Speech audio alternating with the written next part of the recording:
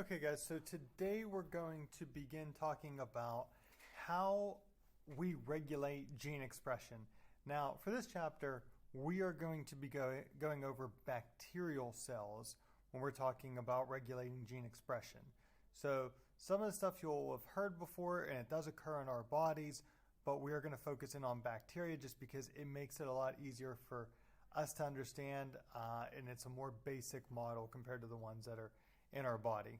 So last chapter, we talked about how we get from DNA to our amino acids. So we go from DNA to mRNA to our amino acids, and those amino acids, I'm just going to start pausing the video when the lights go out. It's just easier that way. But anyway, when we get to those amino acids, we can then build a nice big polypeptide chain, and that becomes a protein. Okay, so that's our goal, and that's how our genes are expressed. Our genes are expressed as proteins. But this chapter, what we're going to do is we're going to determine, okay, if we are making these proteins, we need these proteins for our body, when and how do we know how many we need and when we need them?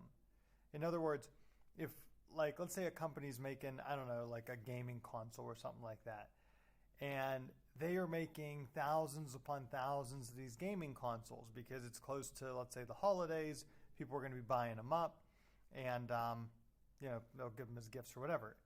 The demand is high right then. It would make sense for them to make more and more and more.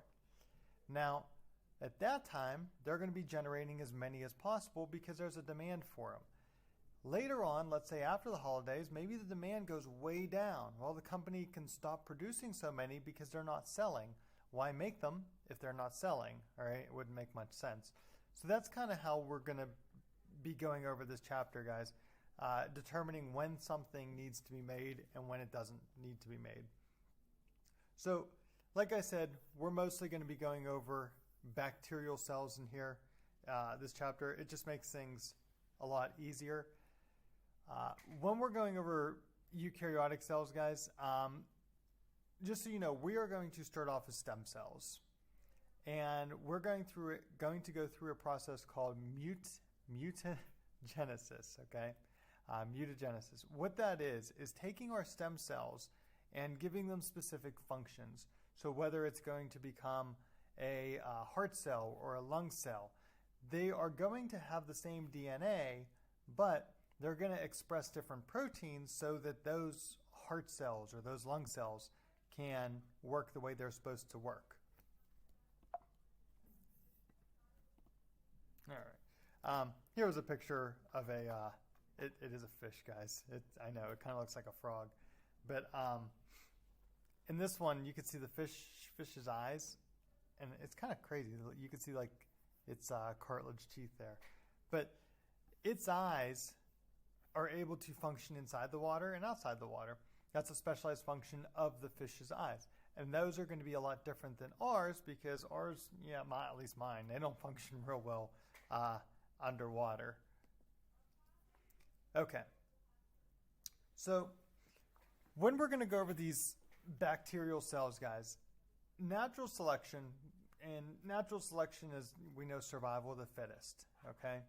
Now, along with survival of the fittest, we got to think about, maybe they have the best traits, but also maybe they have the most energy to do things. So when it comes to energy, what we want to do is we want to have as much energy as possible to do whatever we need to do in our lives. If we are making a whole bunch of proteins that we are not using, well, we're expelling a lot of energy, a lot of ATP on making these proteins that we're never going to use. So natural selection favors bacteria that produce only the gene products needed by the cell, only making those proteins that are needed by the cell at any particular time. What we're going to be using throughout this chapter, guys, it's called an Operon model, and this is going to help us regulate when and how the proteins are being produced. So here is a kind of like an Operon. It's not really a good picture of it. This is an expanded model of it. But what we're doing is we are trying to make this tryptophan protein at the end. All right. We have a precursor here, and we are making it into one enzyme, another enzyme, and then it will get to tryptophan as we continue to get to these enzymes.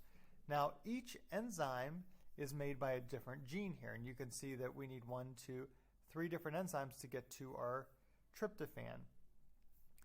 If we are making this tryptophan, let's say we have a whole bunch of it, this is called feedback inhibition. So inhibition, think of inhibit, it's just a fancy word, and if you inhibit something, you pretty much stop it. But after we get tryptophan and we get enough produced, that tryptophan will come back over on this side, and it'll actually stop that enzyme number 1 from being produced, so that way we are not making more than we need to. Okay, so in our operon, and our operon is simply a model that is used to regulate our proteins being produced by our genes. So in the operon, we're going to have 3 main areas. We're going to have an operator, and there's a promoter, and the operator is usually like in the promoter, but this is pretty much like an on-off switch, like a light switch, and it's going to determine if that operon is going to run or if it's not going to run. So that's the operator, promoter, same area. And we're also going to have some structural genes, and those structural genes are going to determine which protein is going to be produced. So all the structural genes for each operon are going to be different, and that's going to determine our amino acids. So here is an operon. So we over here are going to have our promoter. This one does not show the operator, but it would be right in this area here. We are going to have a sequence, right? This one's an RNA coding sequence. We can also have DNA, and that is going to make our protein. And then at the end, the terminator over here, no, it's not from a science fiction film, but the terminator is going to stop the end of our DNA or RNA sequence, so that way the protein knows, hey, I'm made, I'm done. So there's 2 different types of operons. So there's ones that are constantly on and can be switched off, and there's ones that are off and can be switched on. So we're going to go over both of those. The operon can be switched off by a protein, and that protein is called a repressor. It's an area that is going to bind to this promoter region right here, and that repressor bonding to that promoter region is going to stop the transcription and translation from happening. All right? Okay. So when we are using that repressor is the product of another area. So our RNA coding sequence right here, our goal is to take this and make it into a protein. The repressor is going to bind to here. That repressor is actually made by a sequence here, one of these RNA coding sequences, but not this one. It's made somewhere else. So that way, I mean, it wouldn't make sense for it to be made by this one, because if we didn't have the repressor to bind to this, this would always be on, and we would just have tons and tons and tons of protein products. So our goal for this operon is to go through translation. Our goal is to take the RNA and get to a protein, get to an amino acid sequence. Right? If you remember, we used RNA polymerase to get the RNA. So the repressor can block RNA polymerase from moving along that line. Here is the repressor. Let me move myself out of the way here a little bit. Here's the repressor.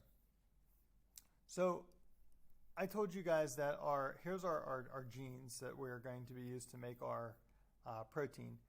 But over here, and it doesn't have to be before the promoter, it could be somewhere completely different. It could be way, way, way upstream. The area is going to make that repressor. But this model shows it right next to it. But just so you guys know, it doesn't have to be right there. What we're going to do is we are going to take this regulatory gene. We are going to make it into mRNA.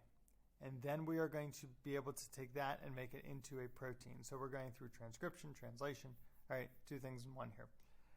That repressor can then go over here, and it can bind to our operator, and if it is bound, here's our RNA polymerase. All right, let me draw this on here for you a little bit. Whoops.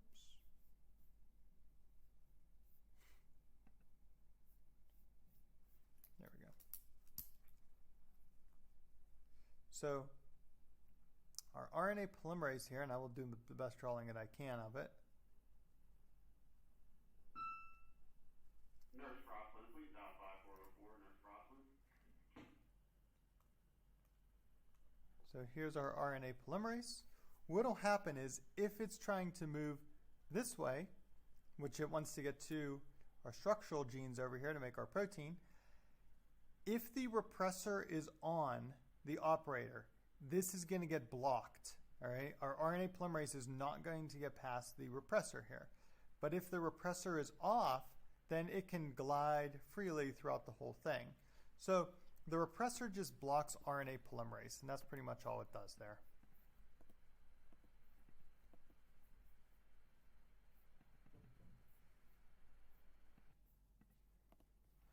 So along with our repressor, we are also going to have a corepressor. And this is going to just be with our repressor protein, and it's going to switch the operon off. Give me 1 second here, guys. So when we talk about and we'll talk about two different operons here, guys. We're going to talk about the tryptophan one, which is just an amino acid that's made by E. coli, which is a very small bacterial cell. We're also going to talk about a lac or lactose operon. I know you guys have heard of lactose before in milk, and we can just break the lactose down to get glucose, so then we can fuel cellular respiration.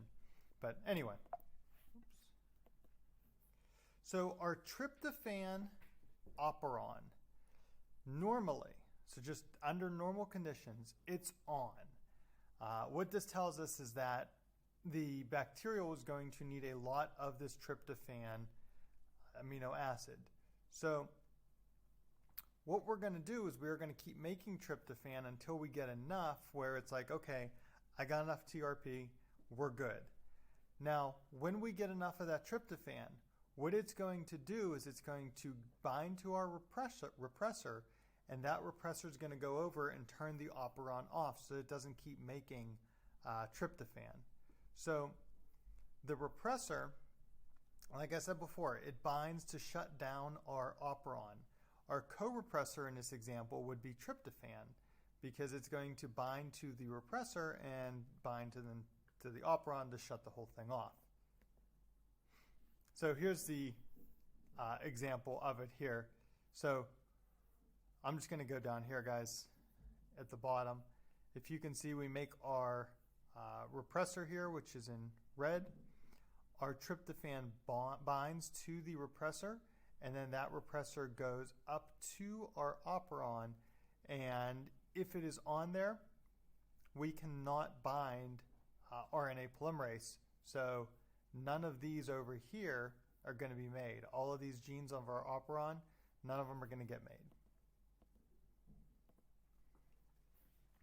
All right, so two different types of operons we're going to go over, guys. The first one is repressible, and this is our tryptophan operon that we just talked about. It's usually on. So most of the time, the repressor is not going to be on the operon. We need that corepressor to bind to the repressor so that it'll shut it off. The other one is an inducible operon. What this is it's the exact opposite of a repressible.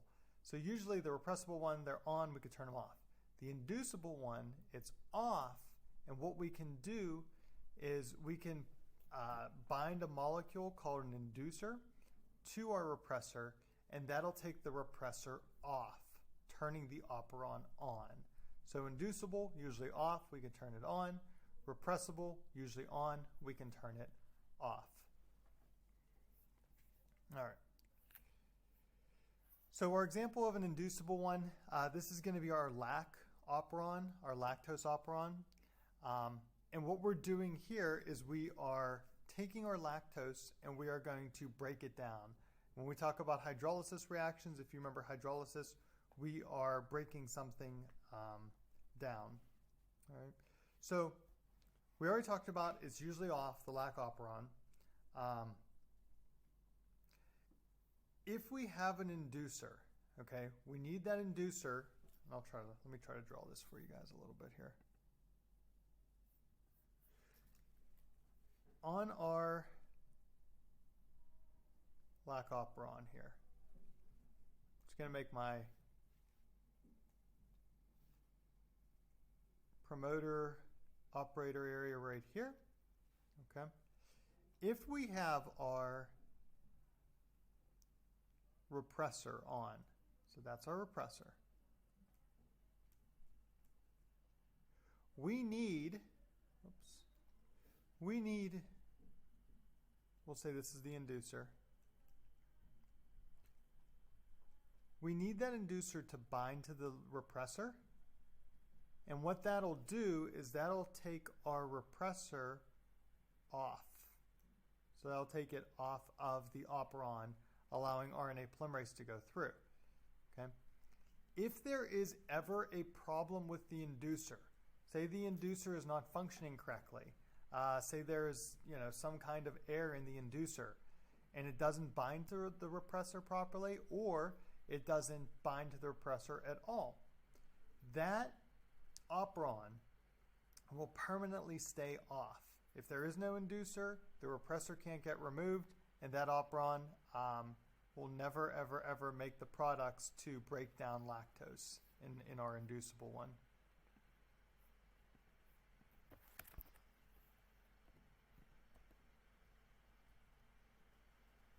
All right, so for our Lac Operon, the inducer is called allolactose. And this is whenever lactose enters the cell. Allolactose is not lactose, but it is a product that the cell can make that can remove that repressor so that we can break down lactose. So don't think allolactose and lactose are the same thing. Allolactose is just the inducer for lactose. Right. And I'll post the videos, guys, of the Operons in Canvas later. So here is our Lac Operon here. If we start up top, just go to this picture here, you can see that our repressor is on. It's on the operator. We cannot get RNA polymerase through with that repressor there. So what we're going to do is we are going to make some allolactose. That's our inducer. It's going to bind to that repressor. Now, obviously, this would all be going on up here, okay? When it binds to that repressor, we can take that repressor off of that operator area, and then our RNA polymerase can go through, and we can make these three products of the Lac Operon. So Lac Z, it's beta-galactosidase. Lac Y, it's permease. And Lac A, it's trans-acetylase. All right, so just three different ones here. All right. Just to go over, guys, and I do have them written down here. I don't know these off by heart. But our three products of Lac Operon, the main one here that is going to help us with lactose is beta-galactosidase here. What it does is it breaks down lactose into glucose and galactose. So that's the one that's going to take our disaccharide of lactose and break it down into two monosaccharides of glucose and galactose. Right? Permease, this allows beta-galactosidase to get in and out of the cell. So it's a membrane protein. That's what permease does. And trans-acetylase, yeah, we really don't know actually that one yet. All right. Its role is unclear.